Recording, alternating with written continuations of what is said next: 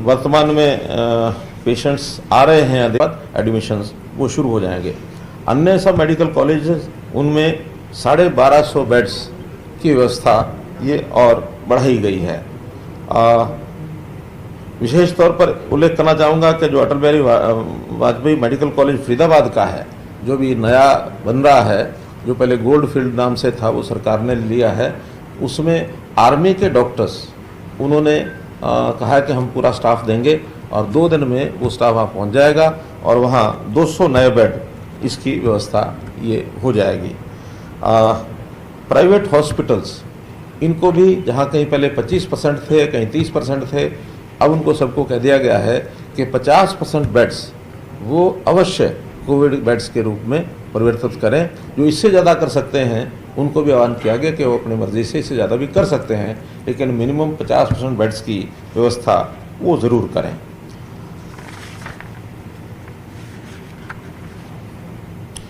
जहाँ तक oxygen supply का विषय है, क्योंकि पिछले 3 दिन से बढ़ते हुए केसेस को ध्यान में रखते हुए ऑक्सीजन की भी सप्लाई तो कम नहीं थी, थोड़ी अव्यवस्था थी। उस अव्यवस्था को केंद्र सरकार की मदद से जहाँ जहाँ से सप्लाई आनी थी, क्योंकि मल्टी स्टेट ये अफेयर है, बहुत जगह पर प्रोडक्शन है लिक्विड गैस यानी ऑक्सीजन की, और डिस्ट्रीब्यूशन भी अलग अलग जगह के पहले के कॉन्ट्रैक्ट सबके हुए हैं। अब सारा वो सरकार ने अपने हाथ में ले लिया है, सबका कोटा सबका तय कर दिया है। जैसी जैसी आवश्यकता है वो पूछ करके, हमारे यहाँ जितनी आवश्यकता थी हमने 180 मीट्रिक टन की डिमांड रखी थी, जिसके बदले 162 मीट्रिक टन का कोटा हमको मिला है। वो सारे का सारा हमको मिल रहा है।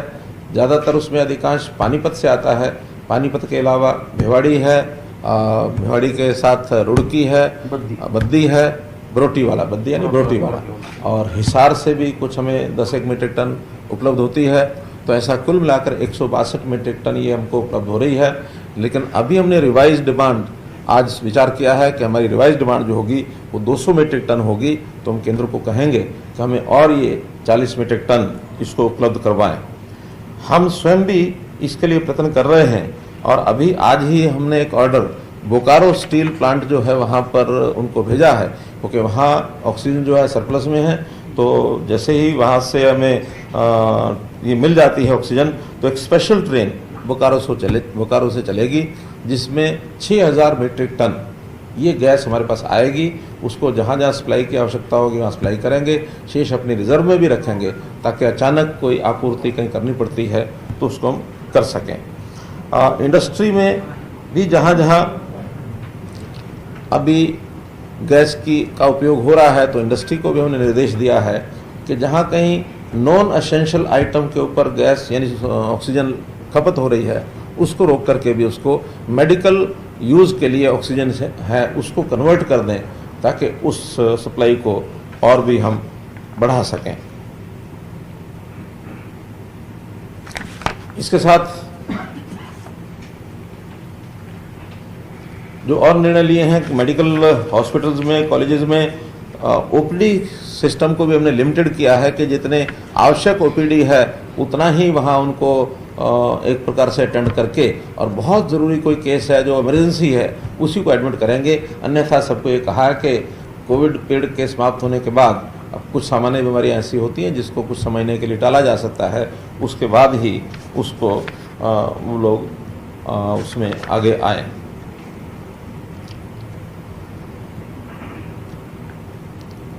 जो हमारे सरकारी ऑफिस हैं उनको भी हमने कंट्रोल किया है कि जितने सरकारी ऑफिस हैं और प्राइवेट ऑफिस हैं उनको जिनको एसेंशियल सर्विसेज हैं, सरकारी ऑफिस सामान्यतः बहुत एसेंशियल चीज़ें होती हैं, उनको ज़रूर अपने ऑफिस चलाने होते हैं, तो 50% से ज़्यादा अटेंडेंस में नहीं हो। लोकल जो ऑफिस का इंचार्ज है उसको हमने ये भी कहा कि इससे कम में भी अगर व्यवस्था हो सकती है तो उस व्यवस्था से वो काम करें। और वर्क फ्रॉम होम ये चाहे सरकारी ऑफिस है और चाहे प्राइवेट ऑफिस है, प्राइवेट ऑफिसों को सबको कहा कि वर्क फ्रॉम होम जिनका काम चल सकता हो, वर्क फ्रॉम होम घर से काम ये करें। खास करके आईटी के जितनी भी इंडस्ट्री है वो सब घर से चलाई जा सकती है। तो ऐसे प्राइवेट ऑफिसेज, सरकारी ऑफिसेज 50% से ज़्यादा इनकी अटेंडेंस नहीं होनी चाहिए।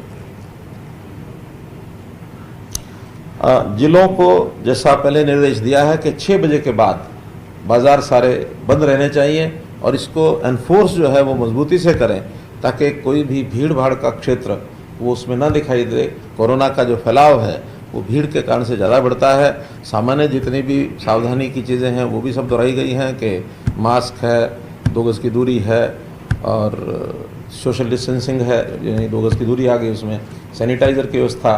और जो गैदरिंग है इसमें भी एक परिवर्तन किया है कि अब मैक्सिमम गैदरिंग किसी भी फंक्शन की 50 से ज़्यादा नहीं होनी चाहिए।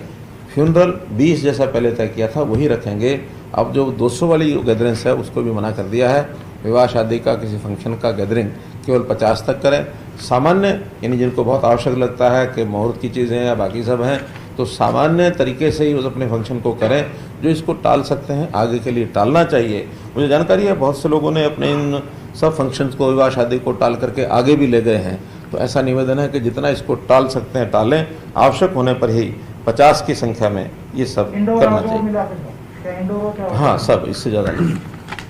तो हाँ, ऐसे जिलाध्यक्ष डीसीज को ये पूरा पहले ही अधिकार है, फिर भी उनको दोहरा दिया गया कि 144 वो लगा करके और जहाँ जहाँ उनको कंट्रोल करना आवश्यक लगता है वहाँ 144 पूरा लगाएं और जिनको छूट देनी है उनको उन ऑफिस में छूट दें। खास करके जैसे आजकल मंडियाँ हैं, अनाज मंडियों में प्रोक्योरमेंट चल रहा है तो वहाँ उनको आवश्यक छूट जितनी चाहिए वो दें। और 144 के साथ भीड़ को कंट्रोल करने का, 5 लोगों से ज़्यादा इकट्ठे ना हो तो ऐसा एक उसको भी सख्ती से वो निपटेंगे। जहाँ जहाँ केसेस ज़्यादा हैं, खास करके गुरुग्राम है, फरीदाबाद है, हिसार है, करनाल है, सोनीपत है, इन सब जिलों में डीसीज को पूरी सख्ती बरत करके और इन चीज़ों को इम्प्लीमेंट करने के लिए कहा है ताकि हम इस चक्र को वहाँ तोड़ सकें और ये संख्या जहाँ हज़ारों की संख्या में एक एक दिन में केस आ रहे हैं उसको रोक करके और इसको कैसे कंट्रोल में ला सकते हैं, इस सारे को कंट्रोल में लाया जाए। फिर भी पूरा एक विश्लेषण करने के बाद ये ध्यान में आया कि आज भले केसेस बहुत ज़्यादा हो गए हैं फिर भी चीज़ें अंडर कंट्रोल हैं।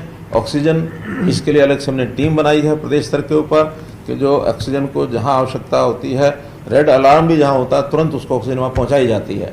और इसमें दिल्ली की जो ऑक्सीजन पानीपत से जानी होती सुनिश्चित किया गया उनकी पूरी जानी चाहिए। हरियाणा से बाहर जाने के लिए केवल दिल्ली का कोटा हमारे यहाँ है, बाकी केवल हरियाणा का ही हरियाणा में है। इसके अतिरिक्त हमारे पास जो आनी होती है उसमें थोड़ा भिवाड़ी से हमको कठिनाई आती है, फिर भी वहाँ के चीफ सेक्रेटरी से बात करने के बाद, केंद्रीय गृह मंत्री से भी गृह सचिव से बात करने के बाद सुनिश्चित किया गया है कि भिवाड़ी से हमें जो 20 मेट्रिक टन आनी है वो डेली आनी चाहिए। रुड़की हमको कोई कठिनाई नहीं आ रही है, बरोटीवाला भी मिल रही है, लेकिन हमने ज़रूर निवेदन किया कि जितना ज़्यादा हमको पानी के साथ जोड़ के रखेंगे उतना हमको निकट होने के नाते से और हमारे अपने कंट्रोल में होने के नाते से ऑक्सीजन की सप्लाई सुनिश्चित होगी। लेकिन डिस्ट्रीब्यूट करने में केंद्रीय अधिकारियों का कहना ये है कि किसी भी एक प्लांट के ऊपर निर्भर रहना ठीक नहीं है। हमको अलग अलग प्लांटों को कई प्रदेशों में बांटना इसलिए भी आवश्यक है, टेक्निकल मैकेनिकल चीज़ है, कहीं कोई फॉल्ट आ जाए तो हमें कहीं ना कहीं से अल्टरनेटिव सप्लाई ये मिलती रहे, इसलिए वो मल्टीपल स्टेट्स को मल्टीपल डिस्ट्रीब्यूशन सेंटर के साथ जोड़ा गया है। फिर भी बोकारो जैसे प्लांट पर या और जो इस प्रकार के स्टील के बड़े प्लांट हैं जहाँ ऑक्सीजन उपलब्ध है वो देश भर में और जहाँ जहाँ आवश्यक है उनको वहाँ देने के लिए बोकारो से ट्रेन्स की व्यवस्था की जा रही है, वो यहाँ लेकर के आएंगे। ऑक्सीजन का अधिक उत्पादन, इसके लिए कल ही एक समाचार ये मिला था हमको कि विदेश से शायद 25 के आसपास जो ऑक्सीजन प्रोड्यूसिंग प्लांट्स जो हैं वो लाए जा रहे हैं और हम ज़रूर कोशिश करेंगे कि एक आध प्लांट वो हमें भी मिल जाए ताकि हम आगे फ्यूचर में किसी प्रकार की कोई कंटिजेंसी हो उसको हम पूर्ति कर सकें। छोटे छोटे प्लांट्स ऑक्सीजन बनाने के ये भी कई जगह पर चालू होने की स्थिति आ गई है। जैसे 6 तो हमारे पास पहले से आए हुए हैं, उसको 2 दिन के अंदर चला देंगे। जो स्टाफ है उनका चलाने का वो अभी आने वाला, जिस दिन आ जाएगा 1 या 2 दिन के अंदर वो प्लांट चालू हो जाएंगे। कल एक SGT ने भी हमको बताया कि उन्होंने एक ऑक्सीजन जनरेटर वो स्थापित किया है, वो भी 3 दिन के बाद चालू हो जाएगा। 200 बेड्स की व्यवस्था उस ऑक्सीजन के प्लांट के साथ उनकी जोड़ दी जाएगी। हर जो इंडस्ट्री के लोग हैं वो इसमें आगे आने के लिए तैयार हैं। अगर कहीं थोड़ी अभी कमी आगे आएगी तो वो मैन पावर की आएगी, डॉक्टर्स की, जो पैरा मेडिकल के स्टाफ की, ये हमको अभी पर्याप्त है, फिर भी आवश्यकता पड़ेगी तो हम आह्वान करेंगे, कोई रिटायर्ड लोग हैं, वॉलंटियर्स हैं, बाकी सब हैं, उनसे भी हम लेकर के आवश्यकता पड़ने पर आयुष का जो हमारा आयुर्वेद का जो कॉलेज है, श्री कृष्णा आयुर्वेद कॉलेज, वहाँ भी बेड्स की व्यवस्था है, केवल ऑक्सीजन की व्यवस्था और करेंगे तो वहाँ भी हमको पर्याप्त जगह पर मिल जाएगा। तो ऐसे प्राइवेट ऑर्गेनाइजेशंस ने, बहुत लोगों ने ऑफर किया है कि किसी भी कंटिजेंसी में उनका उपयोग हमको करना होगा, चाहे आर्थिक दृष्टि से, चाहे वो इन काइंड या हॉस्पिटल्स के नाते से, वो बना करके हमको देने के लिए तैयार हैं। हमने एक अपने अधिकारी पीके दास जी को केवल expansion of beds, expansion of Covid hospitals, इसके लिए उनको जिम्मेदारी लगा दी है, ताकि सबकी मॉनिटरिंग वो इसमें करते रहेंगे। हर काम के लिए टीम बन गई है, किसी प्रकार की कोई कठिनाई ना आए। पहले भी पिछले साल हमने इस प्रकार की हर व्यवस्थाएँ की थी, हमारा बिल्कुल स्मूथ सिस्टम चला था और हरियाणा में कहीं कोई कठिनाई नहीं आई थी। इस बार भी हमारा सिस्टम स्मूथ चलेगा, हम हर समय अलर्ट हैं, हमारे पूरा एडमिनिस्ट्रेशन 24 घंटे ऑन टोज है, ताकि कहीं कोई कठिनाई आती है, रात के 2-2 बजे तक भी जहाँ से कोई शिकायत आती है, किसी भी पेशेंट को बेड नहीं मिला है, कहीं ऑक्सीजन की कमी हो रही है, तो हमारे अधिकारी जाग करके भी सब काम कर रहे हैं। हम भी रात भर जब तक फ़ोन आते हैं सुनते हैं, सुबह सुबह फिर इस काम में लग जाते हैं। हमारे हेल्थ मिनिस्टर ये भी लगातार सारे काम में लगे हैं, हालांकि इनका स्वास्थ्य अपना ठीक न होने के बावजूद भी जितना पेन ले रहे हैं, कई बार हमको ही लगता है कि कुछ ज़्यादा पेन ले रहे हैं।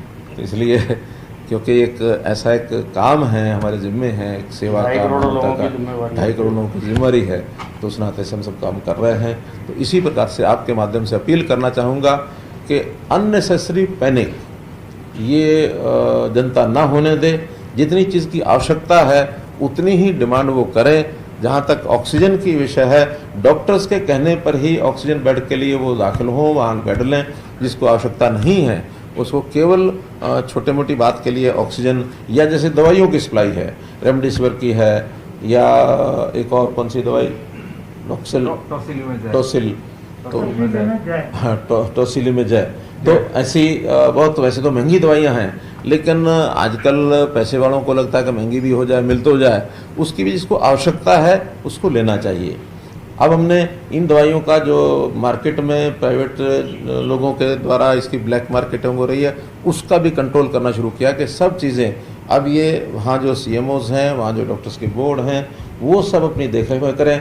IMA को भी हमने निवेदन किया है कि वो भी सभी हॉस्पिटल्स को, प्राइवेट को, सबको वो लिखें कि ये प्रिकॉशन सब बरती जाएं, और पूरे समाज को, पूरे प्रदेश को हम लोग उनके इलाज के लिए, उनकी सुविधाओं के लिए हमेशा तत्पर हैं।